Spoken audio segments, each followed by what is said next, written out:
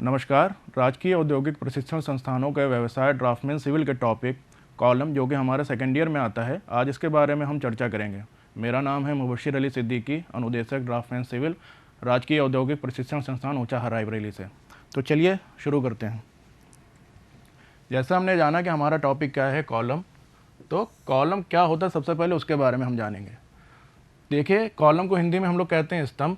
स्तंभ वे ऊर्ध्वाधर अवयव हैं जिन पर अच्छी संपीड़न भार लगता है। यानी जैसे हम यहाँ पे डायग्राम आपको बना के दिखा रहे हैं, मान लीजिए ये हमारा कॉलम है, आइसोमेट्रिक सेक्शन इसका। इस पे यदि ये वर्टिकल मेंबर है हमारा, इसके ऊपर यदि कोई कंप्रेशन फोर्स लग रहा है तो इसे क्या कहते हैं हम, अच्छी संपीड़न भार कहते हैं। तो ये वर्टिकल मेंबर होते हैं जो हमारे कंप्रेशन मेंबर जितना भी आता है उसे लेते हैं।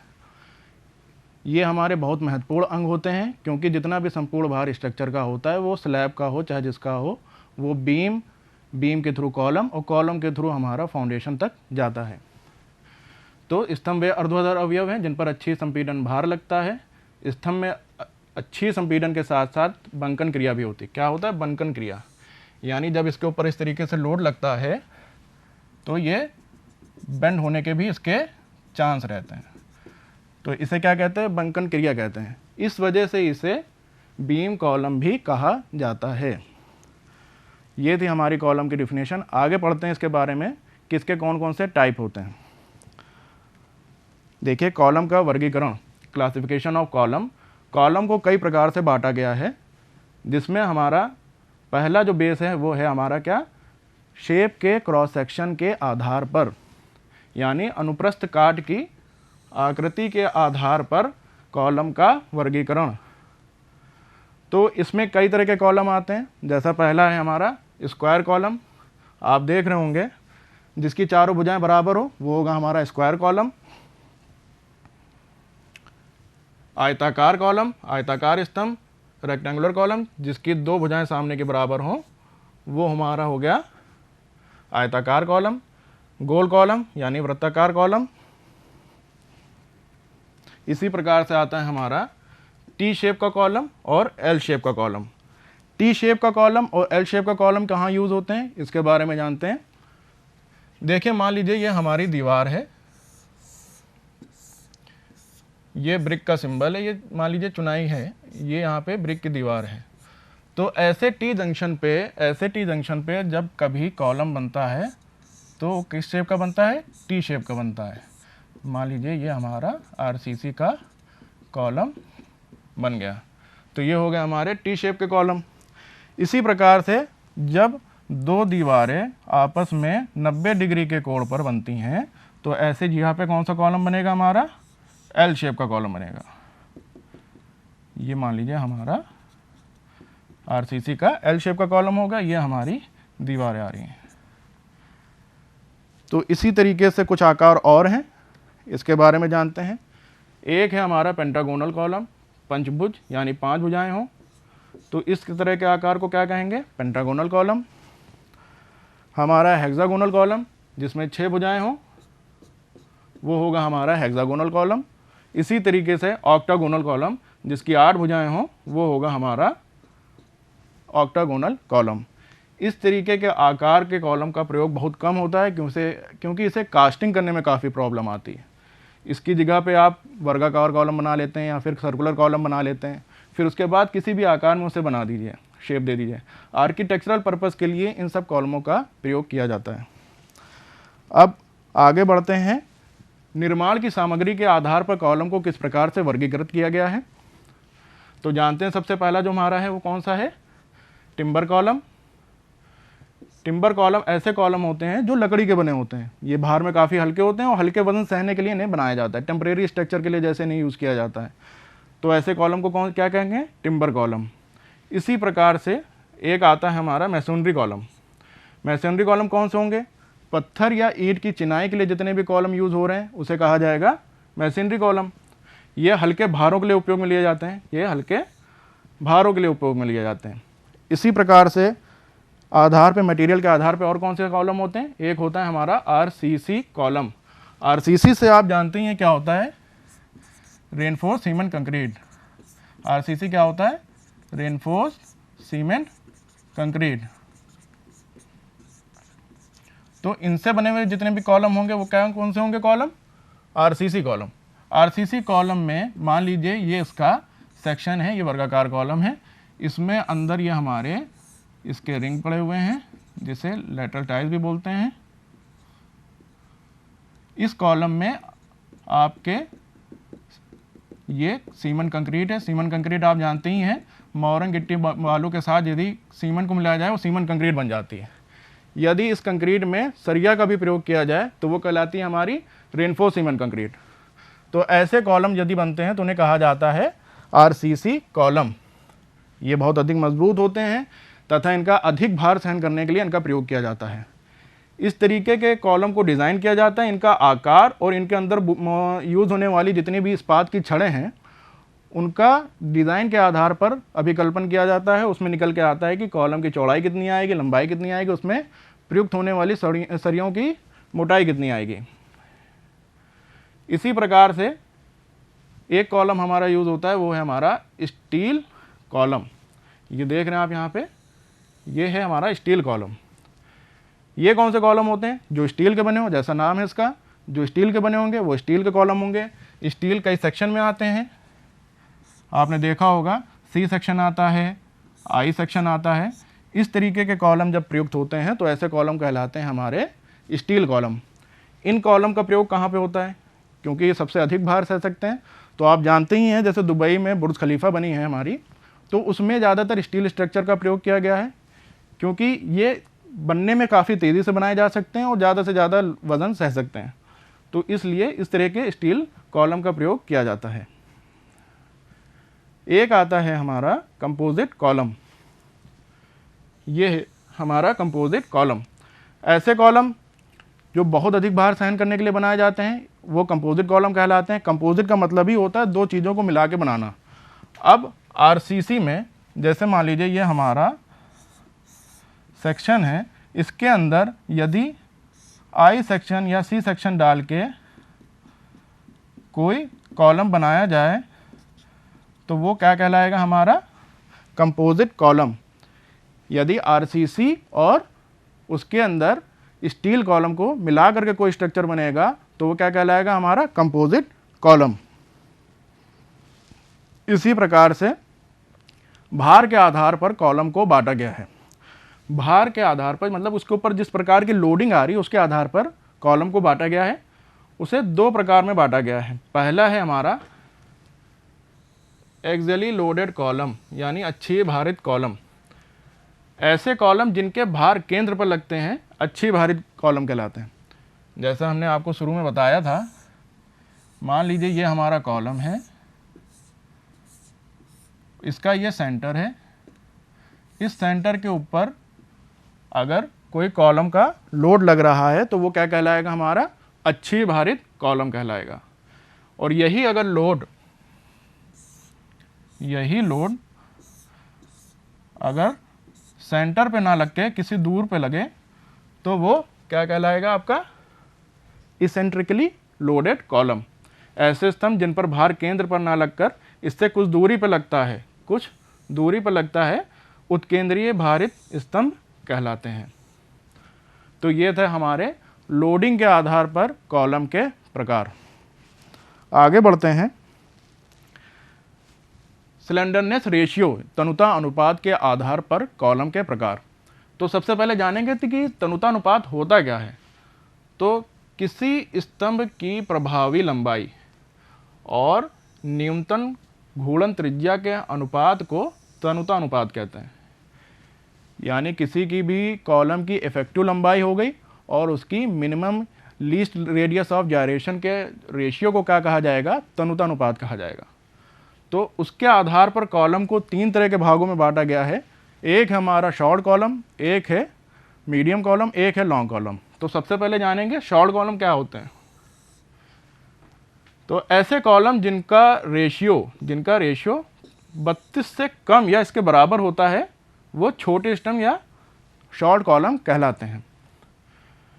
एक इनको डिफरेंशिएट करने का एक और तरीका क्या है कि लंबाई व व्यास का अनुपात 8 से कम हो तो क्या कहलाएंगे? हमारे शॉर्ट कॉलम कहलाएंगे।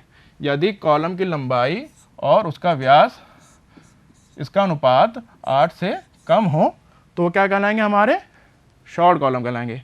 यहाँ पे देखिए लंबाई व व्यास का अनुपात 8 से कम है तो क्या कहला रहे हैं, हमारे शॉर्ट कॉलम। इसी प्रकार से आते हैं हमारे मीडियम साइज के कॉलम। ऐसे कॉलम जिनका रेशियो, स्लेंडरनेस रेशियो या तनुता अनुपात 32 से 120 के बीच हो तो वो क्या कहलाएंगे, मीडियम साइज के कॉलम कहलाएंगे। और यदि लंबाई और व्यास का अनुपात 8 से 130 के बीच हो तो ऐसे कॉलम कौन से कहलाएंगे, मीडियम कॉलम। ये वर्गीकरण करने के तरीके हैं तनुता अनुपात के आधार पर और उसके लंबाई और व्यास के अनुपात के आधार पर।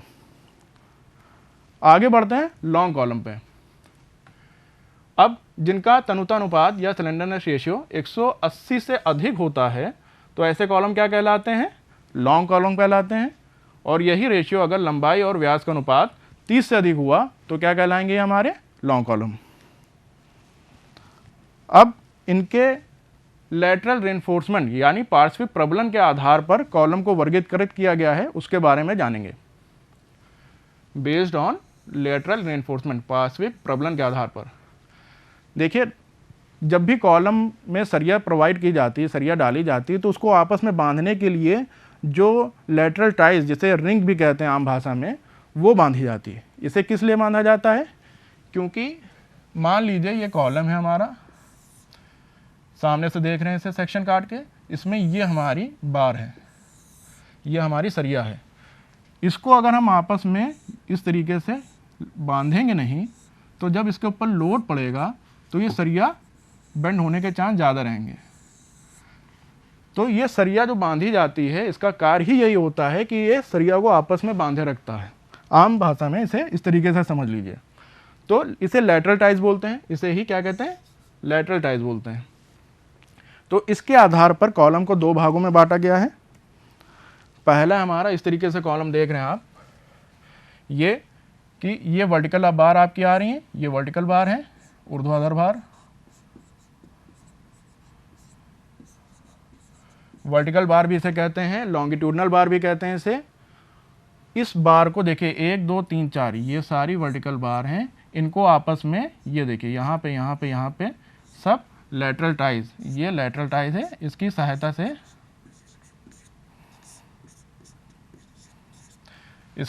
से इसे बांधा गया है।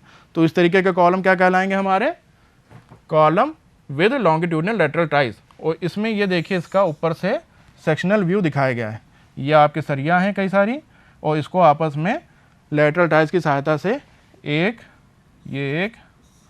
और ये 2 और ये 3 इस तरीके के लेटरल टाइज से आपस में बांधा गया है। इसी प्रकार से जब सर्कुलर कॉलम प्रयोग किया जाता है, सर्कुलर कॉलम का यूज़ किया जाता है, तो वहाँ पे आप इस डायग्राम में देख रहे होंगे स्प्रिंग नुमा लेटरल टाइज प्रोवाइड की जाती है, जिसे स्पाइरल टाइज कहते हैं। जिसे क्या कहते हैं, स्पाइरल टाइज कहते हैं। तो इसे स्पाइरल भी कहते हैं, हूप भी कहते हैं और हेलिकल भी कहते हैं। तो इस तरीके के जब कॉलम में आपकी लेटरल टाइज यूज हो रही हो तो वो कौन से कॉलम आपके कहलाएंगे, column with longitudinal steel and spiral ties. आगे बढ़ते हैं अब इसके बारे में कि कुछ डिज़ाइन क्राइटेरिया हैं कॉलम को डिज़ाइन करने के लिए, जिससे रिलेटेड आपके सवाल भी आते हैं। आपके कुछ सवाल आते हैं एग्ज़ाम में एनसीवीटी के या एससीवीटी के, तो उससे रिलेटेड कुछ डिज़ाइन क्राइटेरिया हैं, उसके बारे में जानते हैं। सबसे पहला जो हमारा डिज़ाइन क्राइटेरिया है वो क्या है, रेनफोर्समेंट, यानी कि सरिया, कितनी सरिया हमें प्रोवाइड करनी है। तो पहली बात जब हम कर रहे हैं तो उसमें ये आता है कि कम से कम कितनी सरिया होनी चाहिए, किसी भी कॉलम में कम से कम कितनी सरिया होनी चाहिए। तो उसमें जब आप बात करेंगे तो सबसे पहले क्या आता है कि आपका जो भी क्रॉस सेक्शन एरिया है, कॉलम का जो भी अनुप्रस्थ काट का एरिया है, एरिया ऑफ क्रॉस सेक्शन, उसका 0.8% आपका मिनिमम रेनफोर्समेंट होना चाहिए कॉलम में। अब आती है कि अब मिनिमम हमें पता चल गया तो मैक्सिमम कितना होना चाहिए। अब मैक्सिमम की जब बात आती है तो वही क्रॉस सेक्शन एरिया, जो एरिया ऑफ कंक्रीट है या एरिया ऑफ क्रॉस सेक्शन है, ग्रॉस क्रॉस सेक्शन एरिया, उसका 8% होना चाहिए। एग्ज़ाम में सवाल आ सकता है इस तरीके के कि मिनिमम कितना होना चाहिए, किसके सापेक्ष होना चाहिए, मैक्सिमम कितना होना चाहिए, किसके सापेक्ष होना चाहिए, किसके एरिया के सापेक्ष होना चाहिए। तो मैक्सिमम क्या है, ग्रॉस सेक्शनल एरिया, और मिनिमम क्या है, एरिया ऑफ कंक्रीट सेक्शन। अब बात आती है इसमें कि मिनिमम जो डाया की मोटाई है, सरिया की मोटाई, वो कितनी होनी चाहिए। तो डाया ऑफ बार कम से कम कितनी होनी चाहिए आपकी, 12 mm। फिर अब बात आती है कि लैटरल टाइज या स्पाइरल टाइज के लिए कम से कम कितनी mm की सरिया होनी चाहिए। तो वो होती है आपकी 5 mm, 6 mm, इस तरीके से। अब बात आती है कि अगर आपका सर्कुलर कॉलम हो तो सर्कुलर कॉलम में कम से कम कितनी सरिया होनी चाहिए। तो यहाँ पे दे रखा है सर्कुलर कॉलम हैविंग स्पाइरल और helical reinforcement will have at least 6 number, यानी कोई भी आपका गोल कॉलम है तो उसमें कम से कम आपकी कितनी सरिया होनी चाहिए, 6। इसी प्रकार से यदि आपका आयताकार या वर्गाकार कॉलम हो तो उसमें कम से कम कितनी सरिया होनी चाहिए, 4। आगे बढ़ते हैं। रेनफोर्समेंट, ट्रांसवर्स रेनफोर्समेंट जिसे लैटरल टाइज वगैरह भी कहते हैं, lateral ties of polygonal links या फिर स्पाइरल भी बोलते हैं। लैटरल टाइज वर्टिकल कॉलम में हो गया, स्क्वायर कॉलम में या रेक्टेंगुलर कॉलम में, स्पाइरल गोल कॉलम में कहा जाता है क्योंकि वो स्प्रिंग नुमा बनता है तो स्पाइरल कहा जाता है, या फिर हेलिकल कहा जाता है, या फिर इसे हूप कहा जाता है। तो लैटरल टाइज कितने mm मोटी होनी चाहिए, उसकी आपस में एक दूसरे के बीच की स्पेसिंग कितनी होनी चाहिए, इसके बारे में जानते हैं। तो लैटरल टाइज की स्पेसिंग जो होती है 16 times the dia of longitudinal bar, यानी जो हमारी सरिया है, मेन सरिया है, जो वर्टिकल बार है, लॉन्गिट्यूडनल बार जिसे भी कहते हैं, उसके 16 गुने के बराबर, या फिर 300 mm, या फिर least lateral dimension of column. इन तीनों में जो मिनिमम हो वो होनी चाहिए, इन तीनों की मिनिमम, इन तीनों में जो भी मिनिमम हो वो आपकी स्पेसिंग कहलाएगी। इसी प्रकार से कितने mm मोटी हमें लैटरल टाइज चाहिए होगी, तो मिनिमम 5 mm, या फिर जो भी हमारी वर्टिकल बार है या लॉन्गिट्यूडनल बार है उसका 1/4। इन दोनों में जो मिनिमम होगा वो हमारा कम से कम मोटी सरिया होगी जो लैटरल टाइज कॉलम को बांधने में प्रयोग की जाएगी। अब बात आती है स्पाइरल की। लैटरल टाइज तो पढ़ लिया, स्पाइरल आ गया। स्पाइरल वो आप जान ही रहे हो, सर्कुलर कॉलम में यूज होगा। इसमें आता है पिच कितनी होनी चाहिए। अब देखिए पिच क्या होता है, जैसे मान लीजिए ये हमारा सर्कुलर कॉलम में रिंग बंधी हुई है, तो इन दोनों के बीच की दूरी क्या कहलाएगी, पिच। स्पेसिंग को ही पिच कहते हैं, लेकिन सर्कुलर कॉलम में इसे क्या कहा जाता है, पिच कहते हैं, क्योंकि ये दो हेलिकल के बीच की दूरी होती है। तो पिच आपकी कितनी होनी चाहिए, कम से कम 75 mm, या फिर डायमीटर ऑफ कॉलम की 1/6। इन दोनों में जो मिनिमम होगा वो आपकी क्या हो जाएगी, पिच। फिर इसी प्रकार से कम कितने मोटी mm की सरिया यूज होनी चाहिए, तो 6 mm, या फिर 1/4 ऑफ वर्टिकल बार डायमीटर। जो खड़ी सरिया है, ऊर्ध्वाधर खड़ी सरिया है या लॉन्गिट्यूडनल बार जिसे कहते हैं, उसका 1/4। अब बात आती है कवर की। कवर क्या होता है, जैसे ये हमारा सेक्शन है, मान लीजिए क्रॉस सेक्शन है, ये हमारा कॉलम का क्रॉस सेक्शन है। इसमें यहाँ पे ये सरिया है। इस सरिया को आपस में हमने लैटरल टाइज से बांध दिया है, तो इसके बीच में जो दूरी गैप है वो क्या कहलाएगा, कवर। क्यों दिया जाता है, बाहर के इन्वायरमेंट से बचाने के लिए, क्योंकि सरिया जंग भी लग सकती है, खराब भी हो सकती है, इस वजह से इसको बचाने के लिए इसमें कवर दिया जाता है। अब कवर मिनिमम कितना होना चाहिए इसके बारे में जानेंगे। तो देखिए, अगर आपकी किसी कॉलम में सरिया 40 mm से अधिक लग रही है, सरिया की जो मोटाई है, लॉन्गिट्यूडनल बार की जो मोटाई है वो 40 mm से अधिक लग रही है, तो कम से कम आप कितना देंगे, 40 mm। और यदि कॉलम में यूज होने वाली सरिया की मोटाई 13 mm से कम है, तो कम से कम आप कवर कितना देंगे, 25 mm। एक बार फिर से सुन लीजिए आप लोग कि यदि कॉलम में 40 mm से अधिक की सरिया लग रही है तो कम से कम कितना mm का कवर देंगे आप, 40 mm का। और अगर 13 mm से कम की लग रही है तो कम से कम आप कितना देंगे, 25 mm का। अब बात आती है लैप की। लैप क्या होता है? देखिए, सरिया की एक निश्चित लंबाई होती है, उसके बाद उसे आपस में जोड़ना ही पड़ेगा। कहीं सरिया घट जाती है, कहीं बढ़ जाती है। तो सरिया को आपस में जोड़ना, तो उसको ओवरलैप करके जोड़ा जाता है। एक सरिया के ऊपर दूसरी सरिया आके जोड़ी जाती है, तो उसे ही हम लोग कहते हैं लैप। अब वो एक लैप की एक स्टैंडर्ड लेंथ भी होती है कि कितनी लैप होनी चाहिए। तो वर्टिकल बार्स के लिए आपकी कितनी लैप होनी चाहिए? स्प्लाइस भी इसे बोलते हैं। और लैप ये कितनी होनी चाहिए? लॉन्गिट्यूडनल बार की 24 टाइम्स। यानी आपकी सरिया अगर 20 mm की है, यदि आपकी सरिया 20 mm की है, मान लीजिए 20 mm की आपकी सरिया है, तो लैप कितना हो जाएगा? 24 × 20 यानी 480 mm। तो ये हो गया आपके डिज़ाइन क्राइटेरिया। अब बात करेंगे हम कॉलम में यूज़ होने वाली कॉलम फुटिंग की, क्योंकि एज अ ड्राफ्टमैन हमें पता होना चाहिए किस तरीके से उसका रेनफोर्समेंट की डिटेल की जाती है। तो कॉलम फुटिंग के बारे में जानेंगे, किस तरह की कॉलम की फुटिंग होती हैं। तो सबसे पहले आती है हमारी इंडिविजुअल कॉलम फुटिंग, यानी हर कॉलम की अपनी एक खुद की फुटिंग हो। तो इस तरीके की फुटिंग होती हैं। तो हो गई हमारी कॉलम फुटिंग। इसमें पैड भी हो गई, स्टेप भी बनती है और स्लोप टाइप की भी बनती है। इसी तरीके से कंबाइन, जब एक साथ दो कॉलम को यूज़ किया जाए तो कंबाइन, इसमें रेक्टेंगुलर, ट्रेपेजॉइडल आकार के आधार पर और स्ट्रैप या कैंटिलीवर। इसी तरीके से कई सारे कॉलमों को एक साथ उसकी फाउंडेशन जब बना दी जाती है तो वो कहलाती है हमारी मैट फाउंडेशन। जैसे कई सारे कॉलम बन गए, उनको एक साथ उसकी बना दी गई फाउंडेशन, तो वो कहलाई हमारी मैट फाउंडेशन। ये प्लान है, ये इसका सेक्शनल व्यू है। मान लीजिए कॉलम, ये कॉलम, ये कॉलम, इधर कॉलम, ये सब कॉलम है। तो सारी कॉलम के एक साथ एक चटाई के रूप में उसकी फाउंडेशन तैयार कर दी जाती है, वो कहलाती है हमारी मैट फाउंडेशन।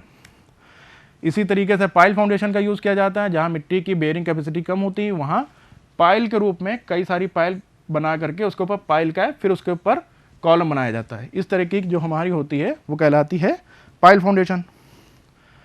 अब बात करते हैं इफेक्टिव लंबाई की। कई जगह हमने पढ़ा कि इफेक्टिव लंबाई आती है बीच बीच में। तो कॉलम की इफेक्टिव लंबाई कैसे निकाली जाती है? उसके एंड कंडीशन IS 456-2000 के अनुसार, जो कोड है इंडियन कोड, उसके अनुसार कॉलम की इफेक्टिव लंबाई उसके एंड कंडीशन के आधार पर आती है। तो यदि दोनों फिक्स हो तो उसमें लोड लगेगा तो इस तरीके से बकल करेगा। तो इसकी कंडीशन क्या बनेगी? इफेक्टिव लंबाई कितनी हो जाएगी? लंबाई का 0.65 टाइम्स। यदि एक तरफ फिक्स हो और दूसरी तरफ रोटेट करने के लिए फिक्स हो, लेकिन आपस में एक दूसरी जगह जाने के लिए फिक्स ना हो, तो ऐसी कंडीशन में 0.8। और अगर रोटेट नहीं कर सकता, रोटेशन फिक्स है यहाँ पे कॉलम का, और आगे पीछे जा सकता है, तो ऐसी कंडीशन में लोड पड़ेगा तो इस तरीके से बकल करेगा कॉलम। ऐसे में 1.2 और रोटेशन दोनों तरफ दे रखा है तो 1। अगर एक तरफ फिक्स है और दूसरी तरफ रोटेशन भी फ्री है और ट्रांसलेशन भी फ्री है तो 2.1, और एक तरफ रोटेशन है और दूसरी तरफ ट्रांसलेशन फ्री है तो 2। इस तरीके की कंडीशन के हिसाब से कॉलम की इफेक्टिव लंबाई को निकाला जाता है। अब बात आती है मेथड ऑफ डिटेलिंग की। कॉलम की डिटेलिंग को कई प्रकार से किया जाता है। मान लीजिए ये हमारा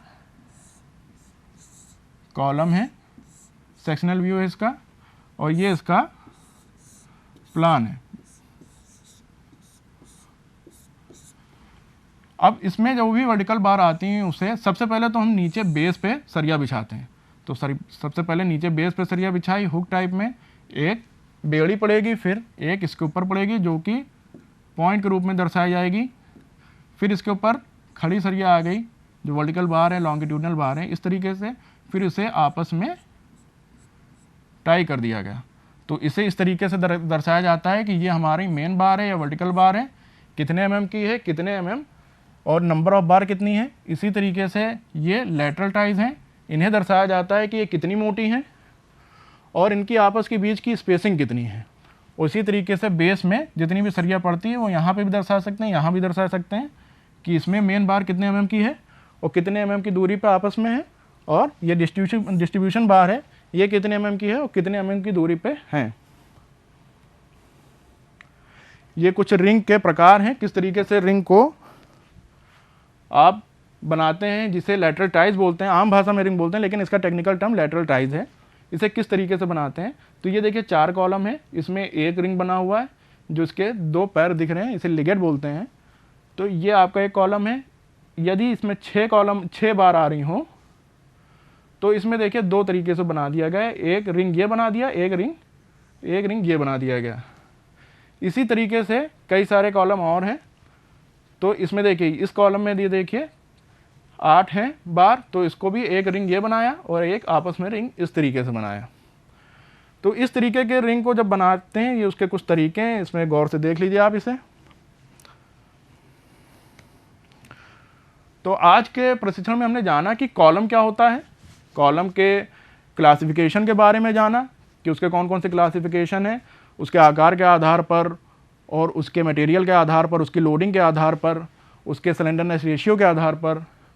फिर उसके बाद हमने जाना कि उसमें कौन कौन से डिज़ाइन क्राइटेरिया हैं, जैसे उसमें कितने mm की मिनिमम रेनफोर्समेंट कर सकते हैं, कितना क्या कर सकते हैं, और कितने mm की बार यूज़ कर सकते हैं, नंबर ऑफ बार मिनिमम कितनी होनी चाहिए, मैक्सिमम रेनफोर्समेंट कितना होना चाहिए, इसके बारे में जाना। कॉलम की फुटिंग के बारे में जाना कि उसमें कितने प्रकार की कॉलम की फुटिंग होती है, और इफेक्टिव लेंथ के बारे में जाना, और डिटेलिंग के बारे में कुछ हमने जाना कि कॉलम में कितने प्रकार की डिटेलिंग होती है, किस प्रकार से कॉलम के रेनफोर्समेंट को डिटेल में बनाया जाता है। क्योंकि एज अ ड्राफ्टमैन हमने ये पता होना चाहिए किस तरीके से कोई भी ड्राइंग होगी उसे किस तरीके से उसमें दर्शाएंगे। इसमें जितना भी प्रयुक्त संदर्भ है वो मैंने लेखक अभिषेक आर की बुक ड्राफ्टमैन सिविल से लिया है, और कुछ प्रोविज़न है जो कोड के द्वारा मैंने लिए हैं। तो उम्मीद करते हैं कि आपको ये टॉपिक समझ में आया होगा, आपके उज्ज्वल भविष्य की कामना करते हैं। मिलेंगे आपसे फिर एक नए टॉपिक के साथ, तब तक के लिए नमस्कार।